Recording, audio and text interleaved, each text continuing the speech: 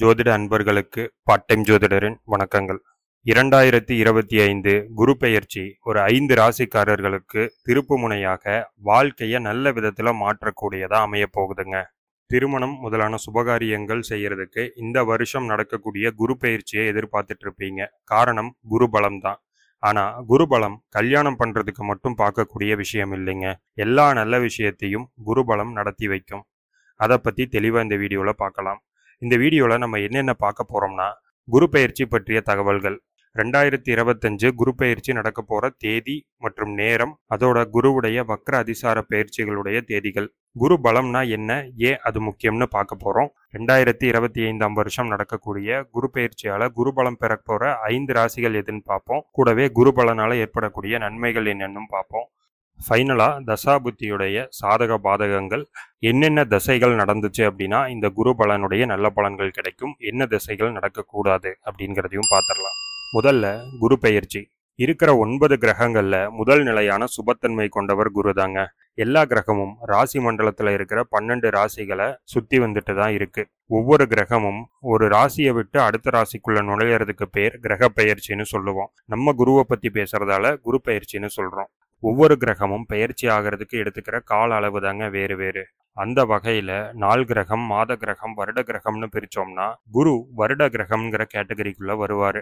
குரு பகவான் ஒரு ராசிக்குள்ள இருந்து இன்னொரு ராசிக்குள்ள நுழையிறதுக்கு எடுத்துக்கிற கால அளவு 1 வருடம், அதாவது 12 மாதங்கள். இது தோராயமான கணக்கு தாங்க, கொஞ்சம் முன்ன பின்ன ஆகும். இந்த 1 வருடத்துக்குள்ளேயே குரு அதிசாரம் வக்ரம்னு 2 நிலையை அடைவாரு. அதிசாரம்னா முன்னோக்கி வேகமா நகர்றது, வக்ரம்னா பின்னோக்கி நகர்றது. இந்த 2 நிலையுமே அறிவியலின்படி பார்த்தோம்னா பூமியை மையமா வச்சு பார்க்கும்போது நமக்கு தெரிகிற தோற்றப்பிழை தாங்க. அப்போ என்ன கன்க்ளூஷனுக்கு வரலாம்னா, குரு பெயர்ச்சி ஒவ்வொரு வருஷமும் நடக்கும். குரு நேர்கதி, அதிசாரகதி, வக்ரகதின்னு 3 நிலையில நகர்வாரு. இதுவும் ஒரு வருஷத்துக்குள்ளேயே நடந்துடுங்க. இரண்டாவதா 2025 குரு பெயர்ச்சியை பத்தி பார்க்கலாங்க. இப்ப குரு ரிஷபராசியில இருக்காருங்க. மே 1, 2024 இருந்து ரிஷபராசியில சஞ்சாரம் செஞ்சுட்டு வர்ற குரு இந்த 2025 வருஷம் மே மாதம் 14ஆம் தேதி புதன்கிழமை இரவு 11:20 மணிக்கு ரிஷபராசியில இருந்து மிதுன ராசிக்கு பெயர்ச்சி ஆக போறாருங்க. மிதுன ராசியில குரு 5 மாதம் நேர்கதியில டிராவல் பண்ண போறாரு. அதுக்கப்புறம் அக்டோபர் 18ஆம் தேதி சனிக்கிழமை இரவு 9:39 மணிக்கு மிதுனத்துல இருந்து கடகத்துக்கு அதிசார கதியில நகர போறாருங்க. இது ஆக்சுவலான குரு பெயர்ச்சி கிடையாது, இத அதிசார பெயர்ச்சின்னு சொல்லுவோம். நவம்பர் 11ஆம் தேதி குரு வக்ரமாக போறாரு. அதுக்கப்புறம் வக்ரகதியில பின்னோக்கி ரிவர்ஸ்ல வருவாருங்க. டிசம்பர் 5ஆம் தேதி வெள்ளிக்கிழமை மறுபடியும் மிதுன ராசிக்குள்ள வந்துடுவாரு. 2026 வருஷம் மார்ச் 11ஆம் தேதி வரை வக்ரகதியில இருந்துட்டு நேர்கதிக்கு திரும்பிடுவாருங்க. அதுக்கப்புறம் அடுத்த குரு பெயர்ச்சின்னு பார்த்துட்டோம்னா 2026 ஜூன் 2ஆம் தேதி செவ்வாய்க்கிழமை காலை 2:25 AM தான் நடக்கும். இதுல இருந்து என்ன கன்க்ளூஷனுக்கு வரலாம்னா, இந்த குரு பெயர்ச்சிக்கான பலன் 2025 மே 14 ஆரம்பிச்சு அடுத்த வருஷம், அதாவது 2026 ஜூன் 2ஆம் தேதி வரைக்கும் இருக்கும். இந்த காலகட்டத்தில் ஒரு 1.5 மாதம் அக்டோபர் 18 இருந்து டிசம்பர் 5 வரை குரு கடகத்தில் இருப்பாருங்க. இந்த அதிசார பெயர்ச்சி ரொம்பவே முக்கியம். ஏன்னா இந்த 1.5 மாதங்கள்ல மிதுனத்துல குரு இருக்கிறதுக்கான பலன்கள் கிடைக்காது. மூன்றாவதா குரு பலம்னா என்ன, அது ஏன் முக்கியம்ங்கிறத பார்க்கலாம். நம்ம ஏற்கனவே சொன்ன மாதிரி குரு ஒரு முழுமையான சுபகிரகம். குருவோட சேர்ந்த கிரகம் சுபமடையும். குருவால பார்க்கப்பட்ட கிரகங்களும் ராசிகளும் விருத்தி அடையும். குரு ஒரு ராசிக்கு 5 நிலைகள்ல வரும்போது அந்த ராசிக்கு குருபலம் ஏற்படுங்க. இந்த குருபலம் இருக்கக்கூடிய காலகட்டம் தான் மனிதனுடைய வாழ்க்கைக்கு தேவையான நல்ல விஷயங்களை ஏற்பாடு செய்யக்கூடியதா இருக்கும். குருபலம் ராசிக்கு இருந்து நல்ல தசைகள் நடந்தா திருமணம், வீடு வாங்குவது, தொழில் தொடங்குவது, குழந்தை பேரு, சகல காரியத்திலும் வெற்றி முதலான சுப விஷயங்கள் நடக்கும். ஒரு ராசிக்கு 2ஆம் வீடு, 5ஆம் வீடு, 7ஆம் வீடு, 9ஆம் வீடு, 11ஆம் வீடு, இந்த 5 வீடுகள்ல குரு கோச்சாரத்துல வரும்போது அந்த ராசிக்கு குருபலம் வந்துட்டதா சொல்லலாம். குருபலம் வந்துட்டாலே தடைபட்டிருந்த விஷயங்கள் தாமதம் இல்லாம நடக்குங்க. பிரச்சனைகள் தீரும், சிக்கல்கள், குழப்பங்கள் எல்லாம் தெளிவாகி உங்க பிரச்சனைகளுக்கு பெஸ்ட் சொல்யூஷன் கிடைக்கும். இந்த காலத்துல குருபலம்னா வெறும் திருமணம் நடக்கிறதுக்கு மட்டும் தான் பார்க்குறோம். ஆனா அது தவறுங்க. குரு பலம் பெற்ற ராசிக்காரர்களுடைய வாழ்க்கை அனைத்து விதமான சிக்கல்கள் தடைகளையும் தாண்டி சக்சஸ்ஃபுல்லா இருக்கும். இந்த 5 வீடுகள்ல குரு இருக்கும்போது, அதாவது 2, 5, 7, 9, 11 இந்த வீடுகள்ல குரு இருக்கும்போது கிடைக்கக்கூடிய குரு பலத்திலையும் first grade, second grade, third கிரேட்னு பிரிக்க முடியுங்க. இதுல 5, 7, 9ஆம் வீட்டுல குரு இருக்கிறதால வர்ற குரு பலம் ஃபர்ஸ்ட் கிரேட். காரணம் குரு பார்வை தான்.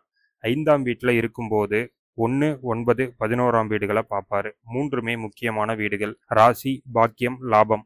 7ஆம் வீட்டுல இருக்கும்போது 11, 1, 3 பார்ப்பாரு. லாபம், ராசி, வெற்றி. 9ஆம் வீட்டுல இருக்கும்போது 1, 3, 5ஆம் வீட்டை பார்ப்பாரு.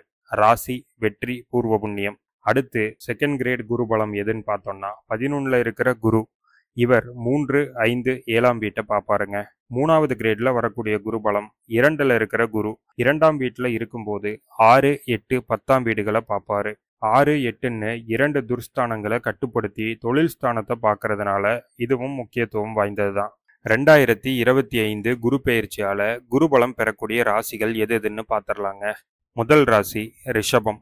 ரிஷப ராசிக்குள்ளேயே இருந்து பிரச்சனைகளை பண்ணிட்டு இருந்த குரு பெயர்ச்சி ஆகி ரிஷப ராசிக்கு 2ஆம் வீட்டுக்கு போறாருங்க. இது மூலமா ரிஷப ராசியின் 6, 8, 10ஆம் வீடுகளுக்கு குரு பார்வை கிடைக்கும். தொழில் முன்னேற்றம் அடையும். கடன் சிக்கல்கள், கடன் பிரச்சனைகள் தீந்துரும். 7ஆம் வீட்டுக்கு முன்னும் பின்னும் குரு பார்வை விளறதுனால திருமண தடை விலகும். 2ஆம் வீட்டுல இருக்கிற குரு எந்த நேரமும் கையில காசு புழங்கக்கூடிய நிலையை ஏற்படுத்துவார். பற்றாக்குறை, கடன் கைமாத்துன்னு வாங்குற சூழ்நிலை அதிகமா இருக்காதுங்க. அடுத்து 2வது ராசி கும்பராசி. கும்பராசிக்கு 5ஆம் வீட்டுக்கு குரு வர்றாரு. ராசிய குரு பார்க்கறாரு. 9ஆம் வீட்டையும் பார்க்கறாரு. அதிர்ஷ்டமான காலகட்டம். உடல் ஆரோக்கியம் மேம்படும். தொழில்ல நல்ல லாபம் கிடைக்குங்க.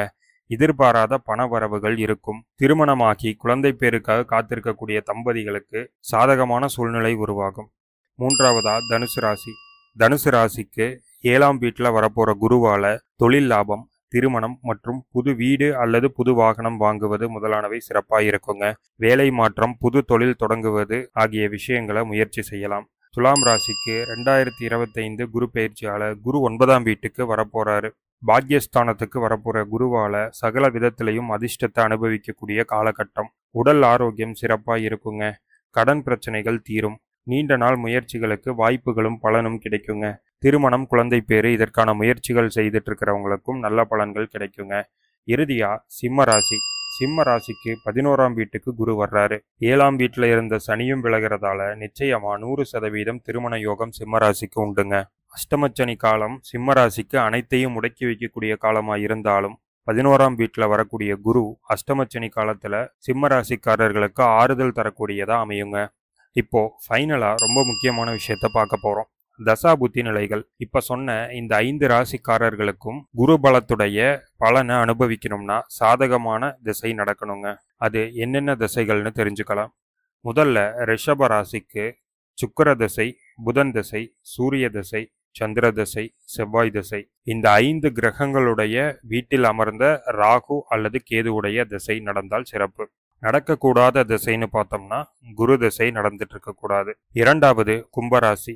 சனி திசை, புதன் திசை, செவ்வாய் திசை, குரு திசை, சூரிய திசை. இந்த வீடுகளில் அமர்ந்த ராகு கேதுக்களுடைய திசை நடப்பது சிறப்பு. சாதகம் இல்லாத திசை சந்திர திசை. 3வதா தனுசு ராசி. தனுசு ராசிக்கு குரு திசை, சனி திசை, சூரிய திசை, செவ்வாய் திசை, புதன் திசை. இந்த கிரகங்களுடைய வீடுகளில் அமர்ந்த ராகு கேதுக்களுடைய திசை. இங்கே புதன் பாதகாதிபதியா வந்தாலும் புதன் திசை நடந்துட்டு இருக்கிற தனுசு ராசிக்காரர்களுக்கு குரு பலன் வரும்போது திருமணம் நடக்கும். சாதகம் இல்லாத திசை தேய்பிரை சந்திரனுடைய திசை, சுக்கிரனுடைய திசை. 4வதா துலாம் ராசி. துலாம் ராசிக்காரர்களுக்கு சாதகமான திசை சுக்கிர திசை, புதன் திசை, சனி திசை, செவ்வாய் திசை. இந்த 4 கிரகங்களுடைய வீடுகளில் அமர்ந்த ராகு கேதுக்களுடைய திசை. சாதகம் இல்லாத திசைன்னு பார்த்தோம்னா குரு திசை. 5வதா சிம்ம ராசி. சிம்ம ராசிக்காரர்களுக்கு சாதகமான திசை சூரியன், புதன், குரு, சுக்கிரன். இந்த 4 கிரகங்களுடைய வீடுகளில் அமர்ந்த ராகு கேதுக்களுடைய திசை. சாதகம் இல்லாத நடக்கவே கூடாத திசை சனி திசை. இந்த 5 ராசிக்காரர்களுக்கும் சாதகமான திசை நடந்துட்டு இருந்துச்சு அப்படின்னா இந்த குரு பலத்துடைய முழு பலனையும் அந்தந்த ராசிக்காரர்கள் அனுபவிப்பீர்கள். சாதகம் இல்லாத திசை நடந்துட்டு இருந்துச்சு அப்படின்னா குரு பலம் இருந்தும் உபயோகம் இல்லைங்கிற நிலை தான். இங்க சொல்லப்பட்ட திசைகளை தவிர மற்ற கிரகங்களுடைய திசை மத்தியம பலன்களை கொடுக்கும். அந்த திசைகள் நடந்துட்டு இருக்கிறவங்களுக்கு 50% பலன் இருக்குங்க. நேர்களே, 2025 குரு பெயர்ச்சியால எந்தெந்த ராசிகளுக்கு குரு பலம் கிடைக்க போகுதுன்னு பார்த்தோம். கூடவே சில முக்கியமான தகவல்களையும் பார்த்தோம்.